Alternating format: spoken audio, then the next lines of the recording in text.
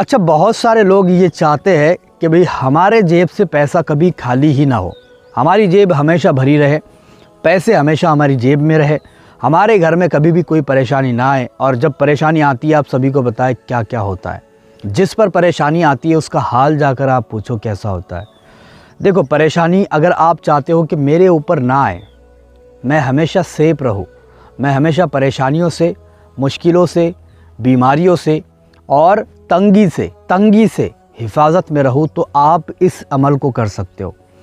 یہ عمل ایسا عمل ہے جو آپ کو ہر بلا، ہر مصیبت، ہر پریشانی، تنگی سے، بیماریوں سے بچاتا ہے۔ اب ویسے تو بہت سارے ایسے عملیات موجود ہیں جو آپ کر سکتے ہو، لیکن اس عمل پر خاص کر کے علماء دین نے بہت زیادہ توجہ دی ہے۔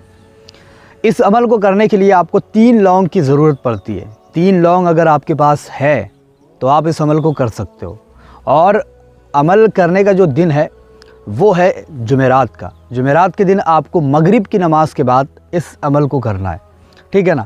یاد رہے، عمل کرنے کے دوران میں کوئی بھی آپ کے پاس نہ ہو، خاموشی ہو، اکیلے ہو آپ بیٹھے ہوئے، تبھی جا کر کے اس عمل کو آپ کرنا، ٹھیک ہے۔ تو آپ کو کرنا کیا ہے، جمعرات کا دن لینا ہے۔ جمعرات کے دن مغرب کی نماز کے بعد اس عمل کو کرنے کے لیے بیٹھنا ہے۔ سب سے پہلے وضو کر لے، وضو کرنے کے بعد میں لوبان ہے گھر میں تو وہ جلا لے، یا پھر اگربتی ہے وہ لگا دے، ٹھیک ہے۔ اور یہ لگانے کے بعد میں آپ کو اس عمل کو اسٹارٹ کرنا ہے، پڑھنا۔ تو آپ کو کیا کرنا ہے، آپ کو سب سے پہلے لونگ سامنے رکھنا ہے، 3 لونگ، اور 3 لونگ سامنے رکھنے کے بعد میں آپ کو 27 مرتبہ ایک لونگ پر، سن لینا، پورا سن لینا، ٹھیک ہے۔ پہلے 27 مرتبہ ایک لونگ پر سورہ اخلاص پڑھنی ہے، ٹھیک ہے۔ اس کے بعد میں دوسری لونگ پر 27 مرتبہ سورہ فلق پڑھنی ہے، اور تیسری لونگ پر 27 مرتبہ سورہ ناس پڑھنی ہے۔ یہ 3 سورت آپ کو یاد ہونا چاہیے، نہیں یاد ہے دیکھ کر کے آپ پڑھ سکتے ہو، ٹھیک ہے۔ تو پہلی لونگ پر آپ کو سورہ اخلاص 27 مرتبہ، دوسری لونگ پر آپ کو سورہ فلق 27 مرتبہ، تیسری لونگ پر آپ کو سورہ ناس 27 مرتبہ۔ یہ پڑھنے کے بعد میں آپ کو اول آخر 3 مرتبہ درود شریف آپ کو پڑھ لینا ہے، اور اس لونگ پر پھونک مار دینا ہے، تینوں بھی لونگ پر۔ مطلب کس طریقے سے پھونک مارنا، ایک ساتھ پھونک مت مارنا۔ پہلی لونگ ہاتھ میں اٹھانا، 27 مرتبہ سورہ اخلاص کو پڑھنا اور اس پر پھونک مار دینا۔ دوسری اٹھانا، 27 مرتبہ سورہ فلق کو پڑھنا اور پھونک مار دینا۔ پھر تیسری لونگ پر بھی اسی طریقے سے کرنا، 27 مرتبہ سورہ ناس پڑھ کر کے۔ یہ کرنے کے بعد میں آپ کو کیا کرنا ہے، کالے کلر کا کپڑا آپ کو لے کر آنا ہے، پہلے ہی لا کر کے رکھ دینا، وہ میں بھول گیا بیچ میں بتانا، لیکن پہلے ہی لا کر کے رکھ دینا۔